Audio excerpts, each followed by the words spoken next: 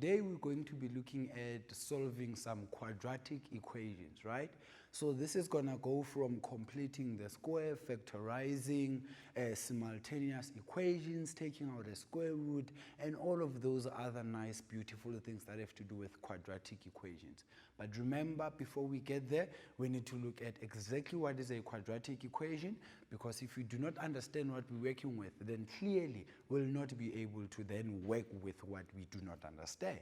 But for now, let's look at our roadmap of what we are actually going to do today. So remember, I just said it's going to be taking out a square root, completing the square, some quadratic formula for questions that you mainly cannot factorize, and then factorizing, and some simultaneous equations. Now, the main thing that you need to think about is what is it that factorization is all about, right? You need to look at what exactly is factorization about. And if something cannot be factorized, what then, right? What then, if something cannot be factorized? So that's what you need to just think about, because that's the main thing that we are doing when we talk about quadratic equations. Our keywords will be a quadratic equation and also factorize, because really that's the main question that they normally use under some quadratic equation. So we have what you call the principle of solving. The principle of solving says that if A multiplied by B is equal to 0, then you either have A is equal to 0 or you have B is equal to 0. Why is this the case? It's because if I say 2 multiplied by 3 is equals to 0, it means this will definitely either need to be 0 so that when I multiply with the 3 I get a 0, or the 3 needs to be the 0 so that when I multiply it with the 2 it gives me a 0. Because remember, this equal sign means that you are talking about a relationship between these two sides, that they must exactly be the same, right? They must both amount to 0. Now, a quadratic equation is an equation of the second degree. What do I mean? At least one term needs to be squared, right? And the standard form is normally given by ax squared plus bx plus c. But because we're talking about an equation, we then need to include an equal to 0 there, or an equal to any other number. But the standard formula is normally ax squared plus bx plus c, where the a, the b, and the c are constants. The a and the b, we normally call them coefficients, and then c is the actual constant, like any number for that matter. Even 0 can be the c, but the a and the b are normally called coefficients because they are in front of a variable. Now, to solve a quadratic equation by factorization, one thing that you need to make sure is that the order is correct. So at times I will give it to you, maybe let's say as 3x plus x squared minus 2, right? As soon as you see something like this, you first need to make sure that the x squared is the leading term. When I say leading term, I mean that it must be the very first term that starts, and then the rest of the terms will then continue. So the correct order actually says that the exponents need to be in descending order from the first one up until you get to the last one. So see here, you know it does have an exponent, which is x is equal x to the exponent of 0, which is the same as 1. That's why it's just c. So the exponent of the first term is 2. It goes down, it becomes 1. It goes down, it becomes 0. That's what the descending order is about. Then you need to test for a common factor. Can I take out a common factor from the terms that I have? If yes, do that and then factorize after. But if you cannot take out a common factor, or even after you've taken out the common factor, you then look at the sign of the last term, right? So I said it's ax squared plus bx plus c. So this last term will be the plus there. That will be the sign, right? So if that sign is a positive, then your bracket will either be a plus and a plus, or a minus, and a minus.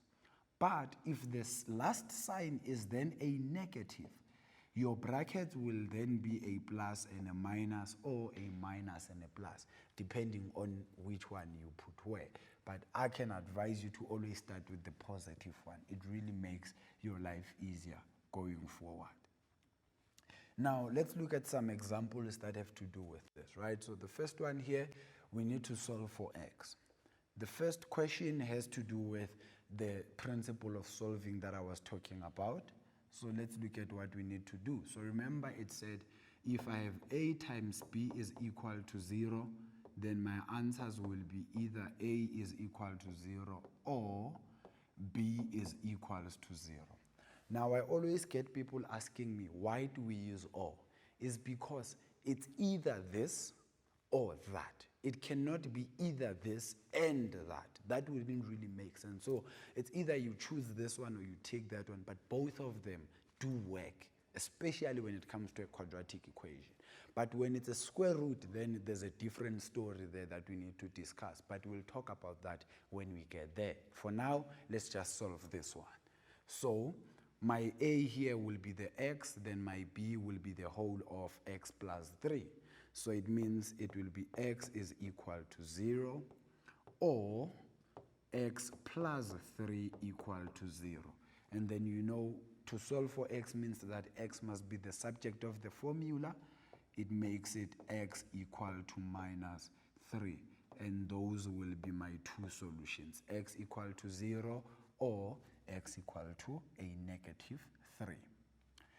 This one now, you need to use factorization here, right?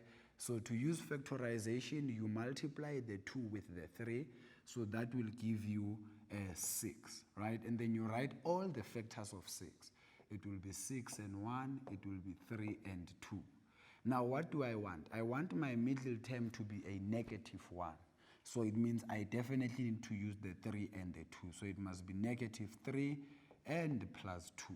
So you can simplify this and write it as 2x squared minus 3x plus 2x minus 3, right? And then equal to 0.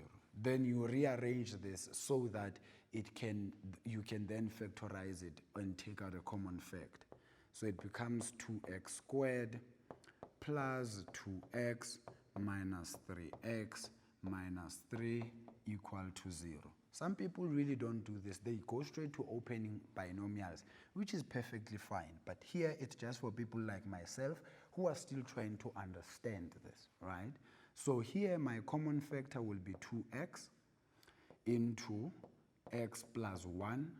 And then my common factor here will be minus 3, which will be into x plus 1 equal to 0. Then already you can see my factors will be 2x minus 3 and x plus 1 equal to 0.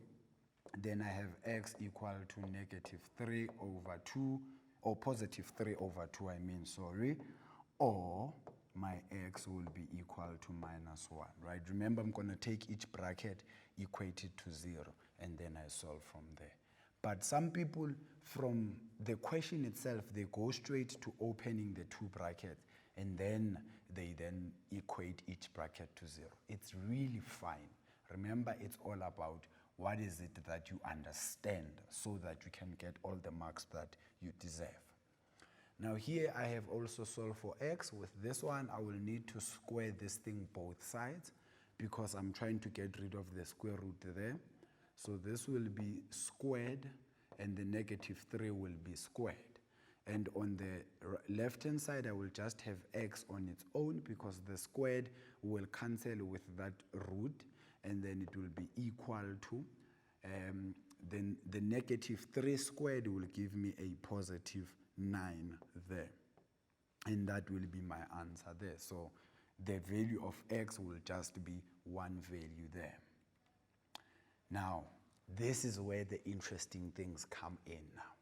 Here, what you then need to look at when dealing with these kinds of equations is, at the end of you solving the question, you always need to test the two answers that you're going to get, because the likelihood is one of them is not going to work and the other one is going to work, right? Or both of them are going to work. But there's a great chance that one of them will definitely not work. So you need to make sure that you do test them before you can conclude that, no, both of them are answers, right? But let me show you what I mean.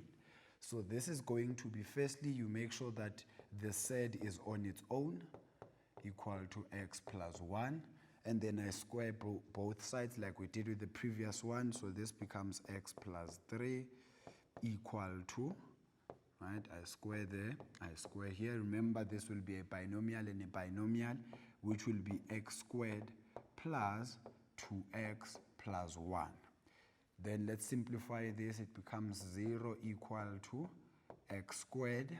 Then the x moving to the other side will be plus x. The 3 moving to the other side will be minus 2. And then I will just write this in standard form for you. So it will be x squared plus x minus 2 equal to 0, because that's really how we are used to it.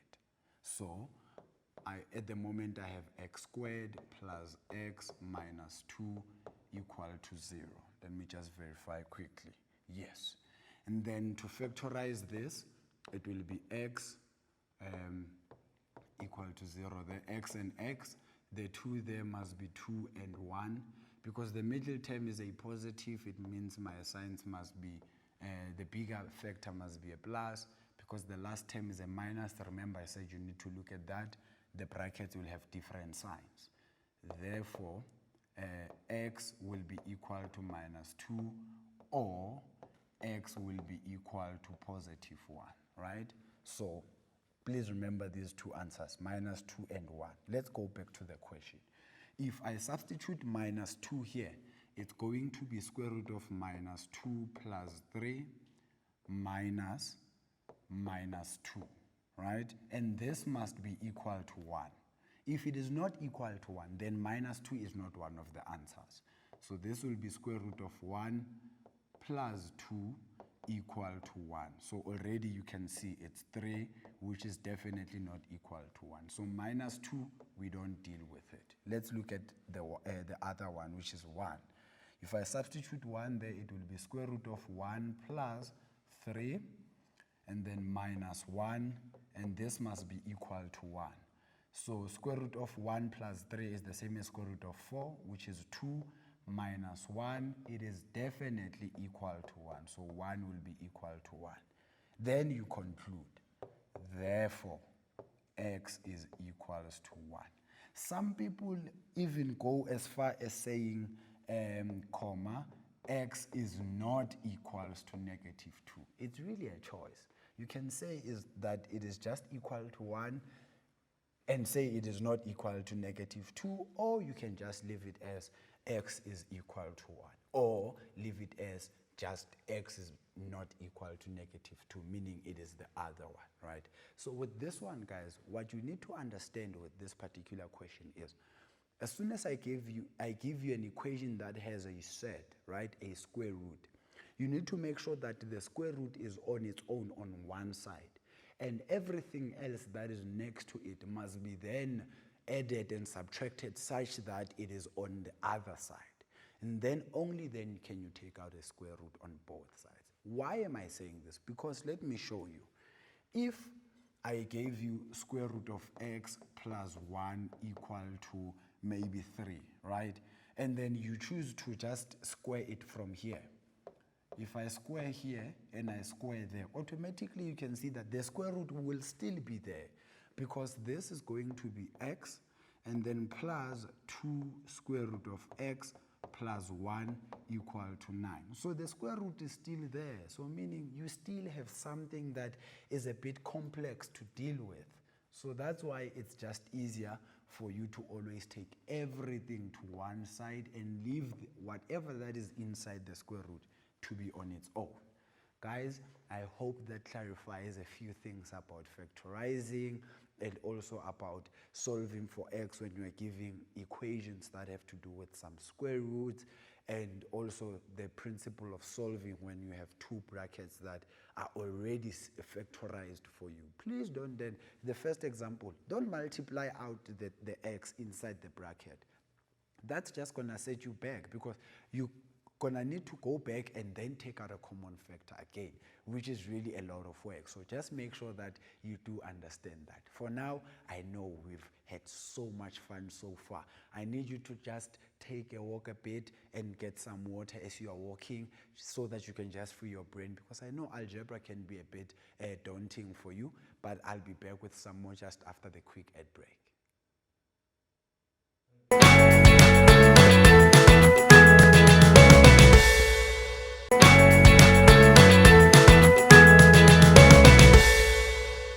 Hi guys, welcome back from the ad break. So I hope you are now refreshed, you've had a glass of water and you are ready to roll.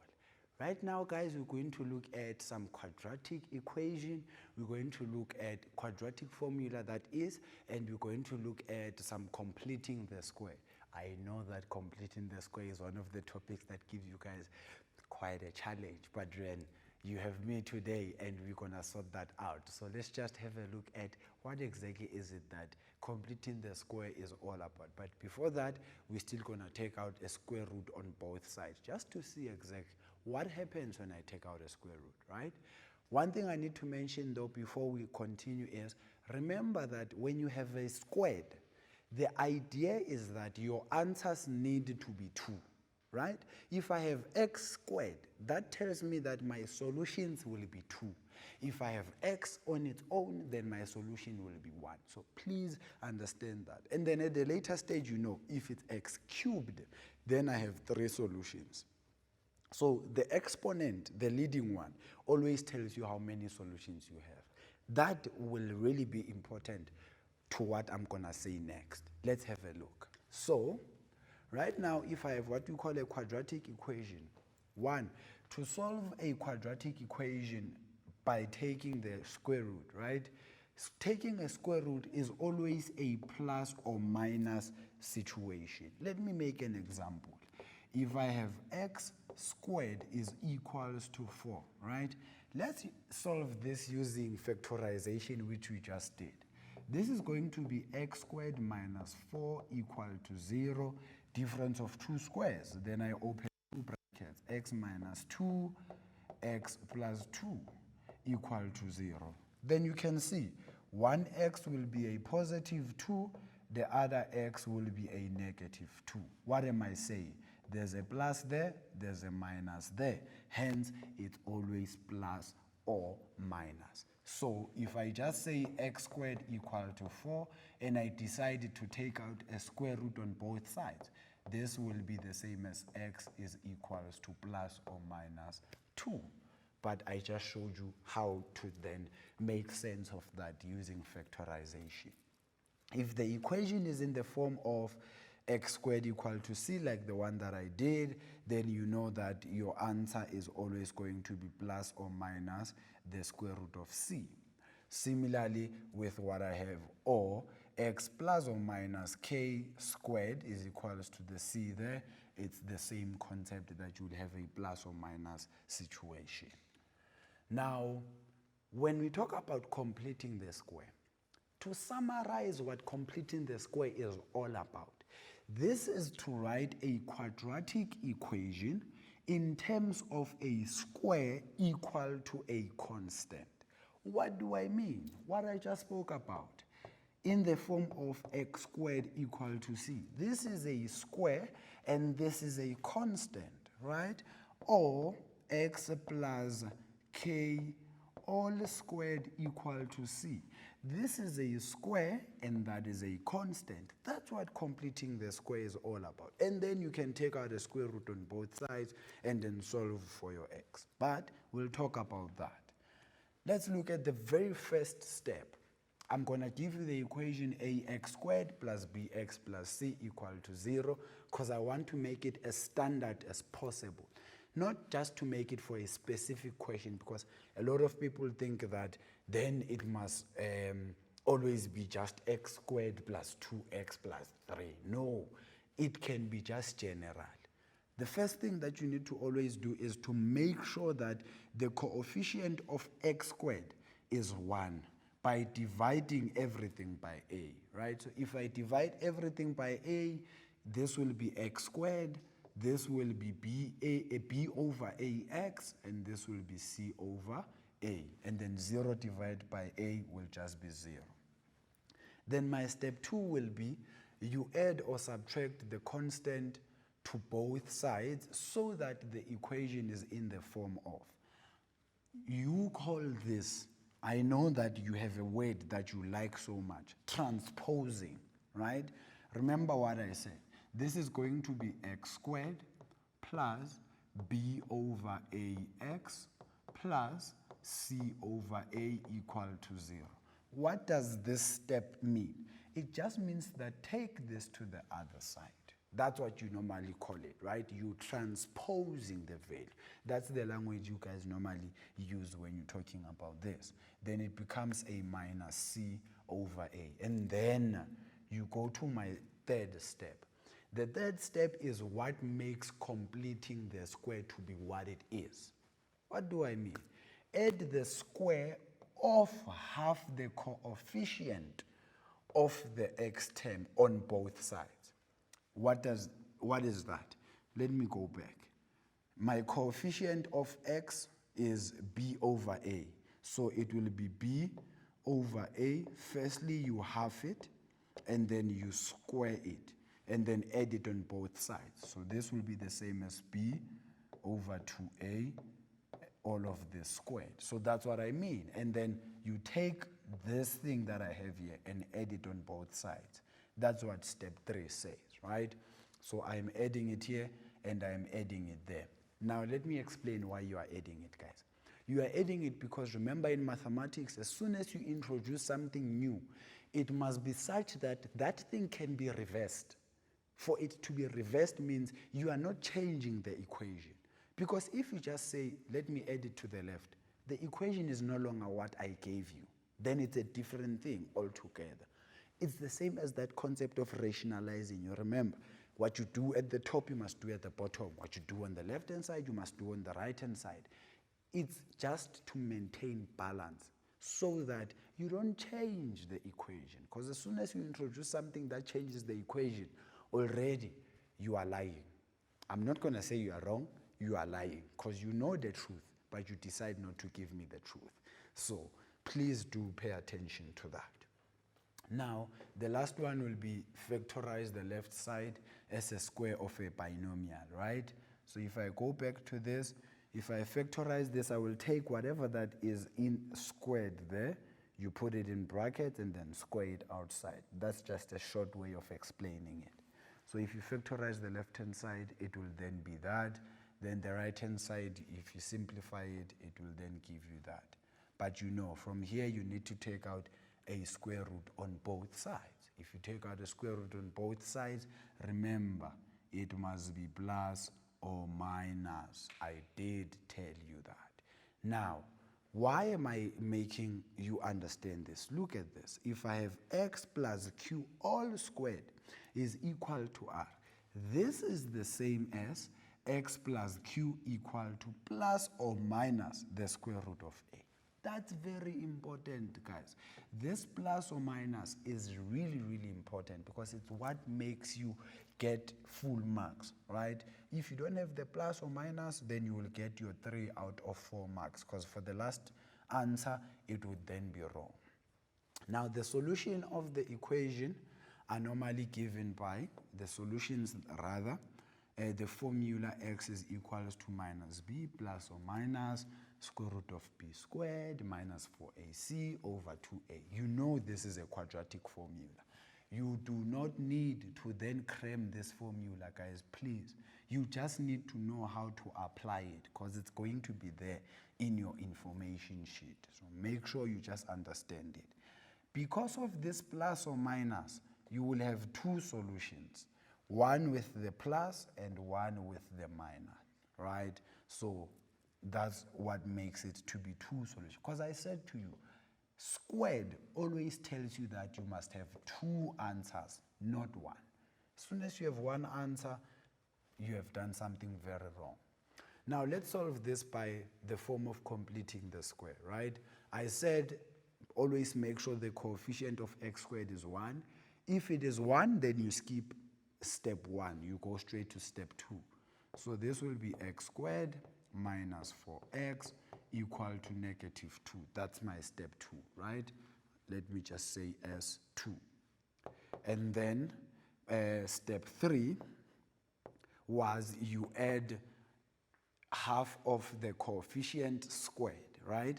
So that will be x squared minus 4x plus negative 4 multiplied by 1 over 2 all squared equal to negative 2 plus minus 4 by 1 over 2 all squared.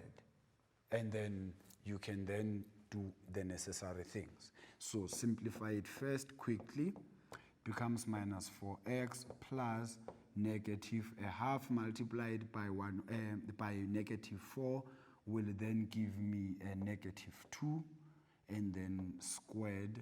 This will be equal to, this will be negative 2 plus negative 2 squared is just going to be 4. I've already simplified it on the right.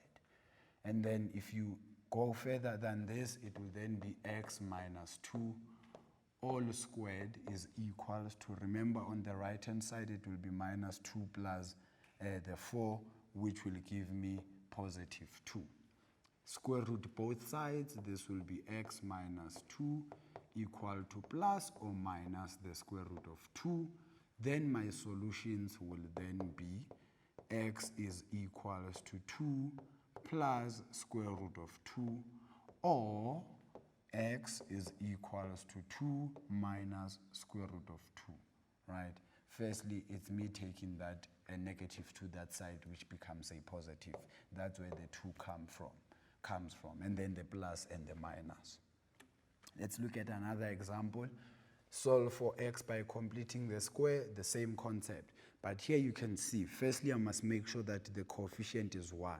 So this becomes x squared minus 3 over 2x minus 7 over 2 equal to 0. Then it becomes x squared minus 3 over 2x equal to 7 over 2, right? And then you apply what makes the completing the square. X squared minus 3 over 2x plus negative 3 over 2 multiplied by 1 over 2 all squared. What you do on the left, you must do on the right. So it's 7 over 2 plus negative 3 over 2 by 1 over 2 all squared. Then let me quickly look at what I have here, and then I will simplify it on the next page. So it will then be x squared minus 3 over 2x plus, in the brackets here, it's supposed to be minus 3 over 4. I hope I have that right. Squared equal to, let me just verify, minus 3 over 2 by half is negative 3 over 4, yes.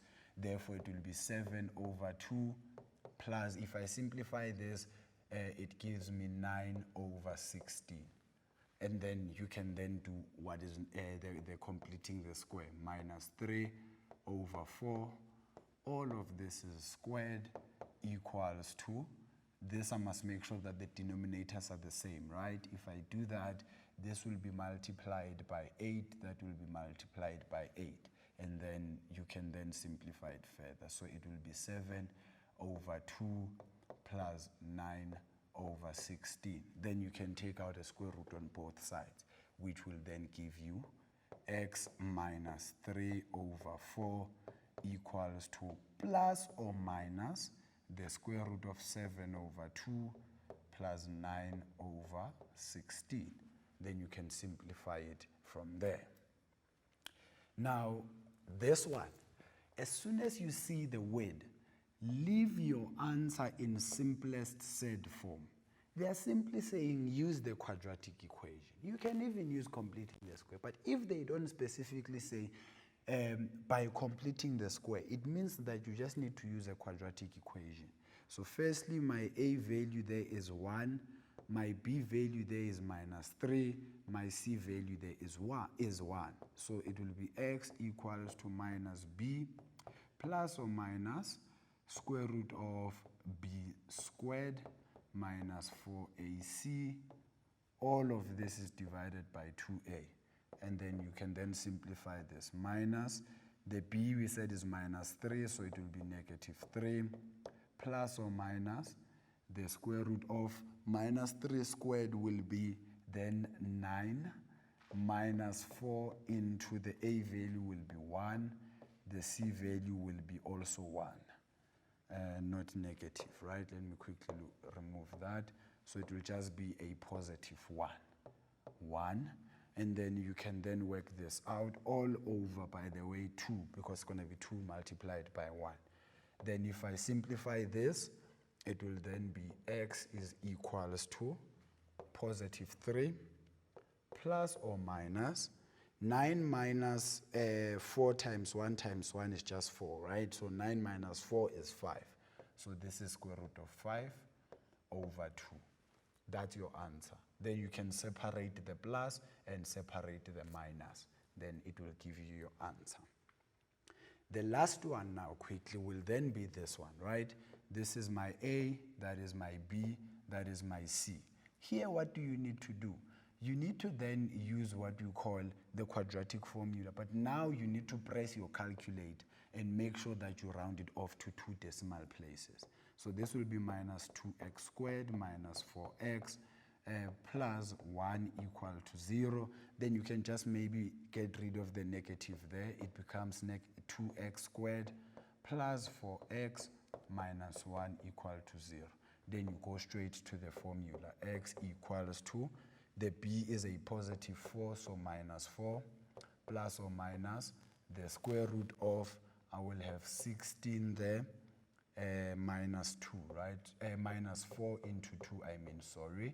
And then divided by 2 into the 2 there, which will simplify to minus 4 plus or minus the square root of 16 minus 8 will be 8 over 4.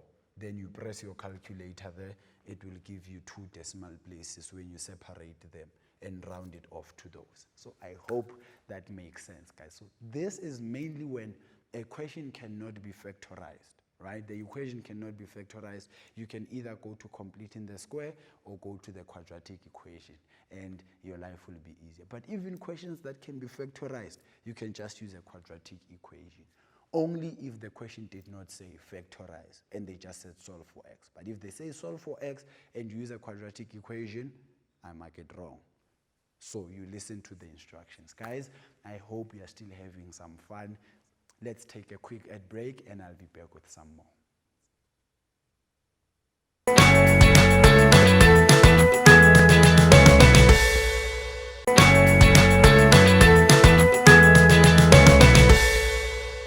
Hi guys, welcome back. I hope you've been having so much fun.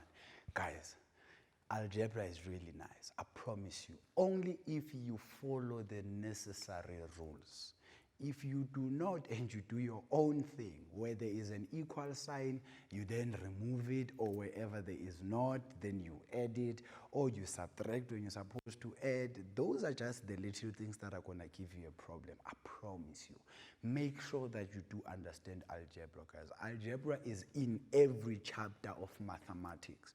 In geometry, there is some algebra that you need to do when you are adding and subtracting. In stats, there is some algebra that you need to do. So just make sure that you really, really get a grasp of what algebra is all about. Now we're going to look at the very last concept of algebra, especially question 1. This is simultaneous equations. Guys, simultaneous equations has a lot of marks. You need to get those marks. Solving for x normally is like 2 marks, 3 marks, 4 marks. But with simultaneous equations, most of the time, the minimum is 5 marks, and then the maximum is normally like your 7 marks. Imagine they give you 7 marks just for free. You know, as people normally say, just for control. So you must make sure that you do get those marks, please. But before you do that, let me tell you what simultaneous equation is all about.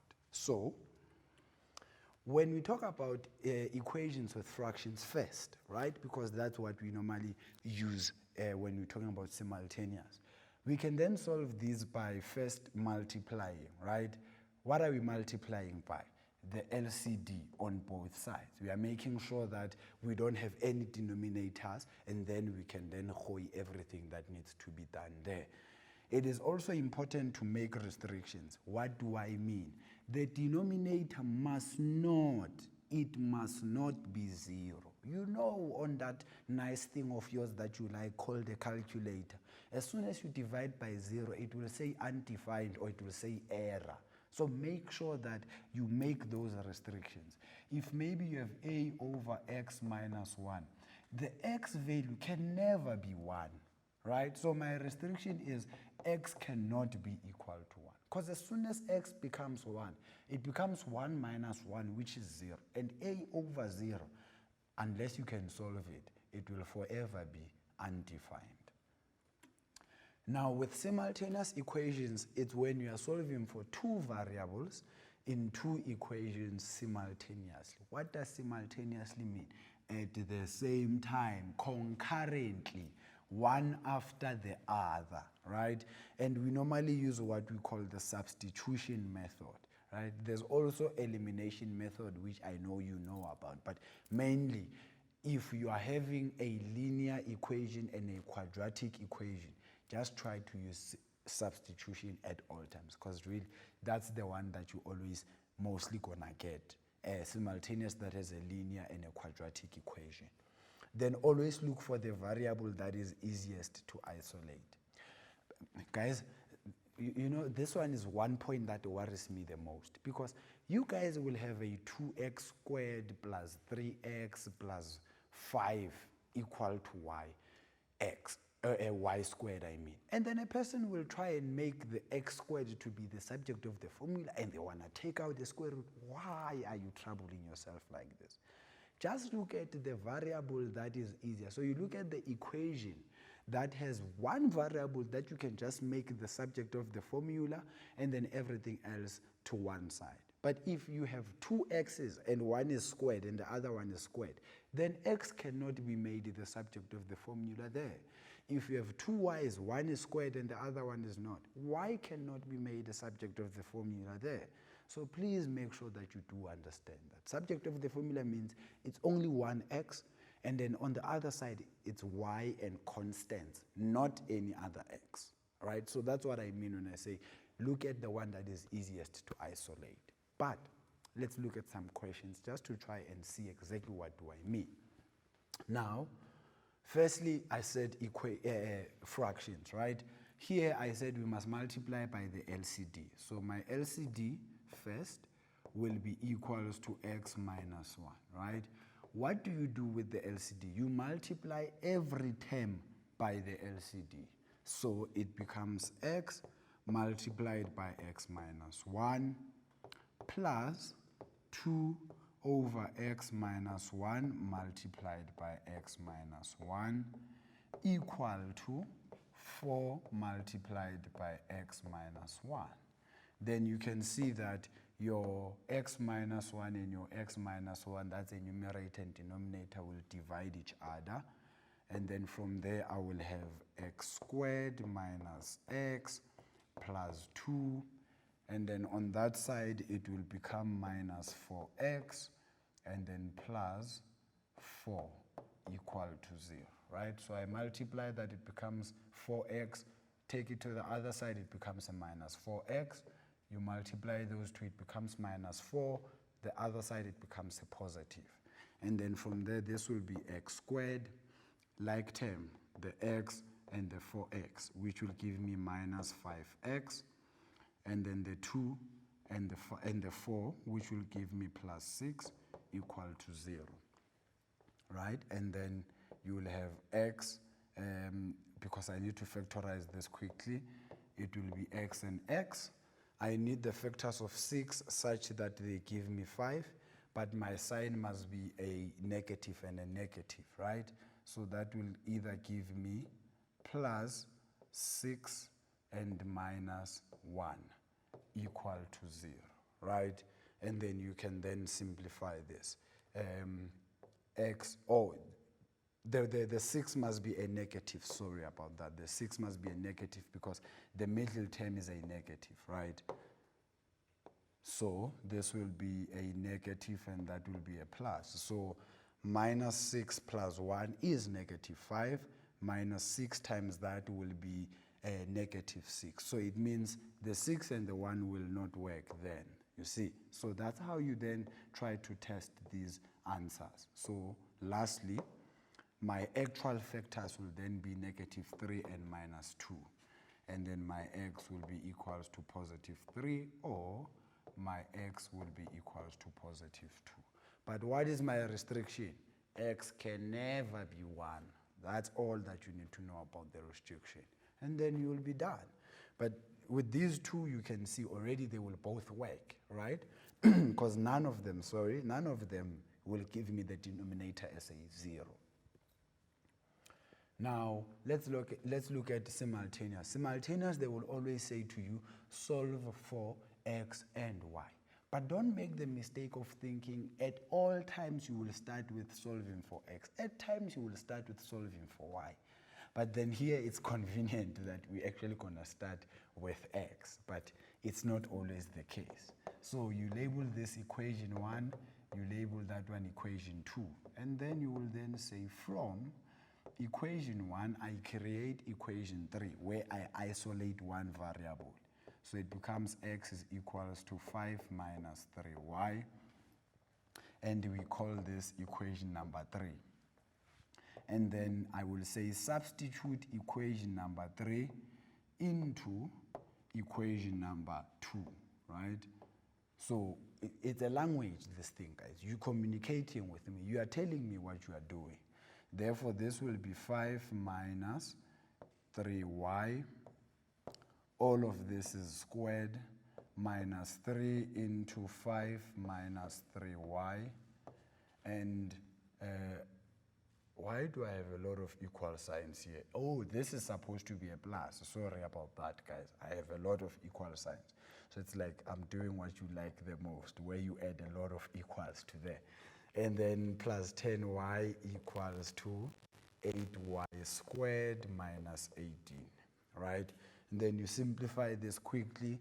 It therefore gives me 25 there. Minus 5 times that is 15 by 2, it becomes 30y, and then plus 9y squared minus 15 plus 9y plus 10y minus 8y squared, and then plus 18 equal to 0. And then I will then simplify it from here, right? So the 25 and the 15 and the 18 are like terms. So 25 minus 15 is 10. Plus the 18 will give me 28. So already I know that I have plus 28, right? And then minus 30 plus 9y will give me minus 21y. And then do I have another y here? Yes, the 10y there. So 21y minus 21y plus 10 will be minus 11y. So this is minus 11y. Let's look at the y squared. 9y squared and minus 8y squared. It becomes just y squared, right? So this will be y squared equal to 0. And then you factorize this, right? If it's possible to factorize. If you don't know how to factorize, just go to your calculator quickly, and then you can then solve it from there, right? So I need 28, and you look at what are the factors of 28 such that I will get 11. So I will just write them here. 28 will then be 14 and 2, right? Which gives me 10 normally. And I will have also, let me just check something, guys. I think there's one value that we did not do right here, because then I must get it to be a 10, right? So I have minus 30 plus 9, that's minus 21, right? and then plus 10, that's minus 11. Okay, so that is fine. 25, 15, that gives me 10. And then the 18 there, that gives me 28. Okay, so we did do the right thing. And then 9y squared and the 8y squared will definitely give me y squared. All right, so you can see then if you are not able to find your factors, you just go to the quadratic equation, right? So quickly, I'm just going to test this quickly. This is going to be 121 minus 4 into 28, right? And then you can see that 121 minus 4 multiplied by the 8 there will give me 32. That's 2 there. Sorry. And then 4 multiplied by that will be 8. So that will be 11 there. 121 minus 112. It will then give me 9, right? So it will be square root of 9. So this will be 3, right? So already you can see that I do have my factors. So what must I multiply with 3 so that it gives me the 28 will then be what you then need to do, right? So I'm just running out of time, but that's what you will then need to do there. So this means it will actually be 11 plus 3 over 2, which is equals to 7. Good, you see. So now I have y minus 7 and y minus 3. Do you see? So you don't necessarily then need to give up because you are not finding the answer, right? So I was just trying to test for you so that you can see what's happening. And then from there, my y will be equals to 7 or my y will be equals to 3. And then substitute this into equation 3. Remember our equation 3 was 5 minus 3y. So it was x is equals to 5 minus 3 by 7, which will give me 5 minus 21, which will be negative 17.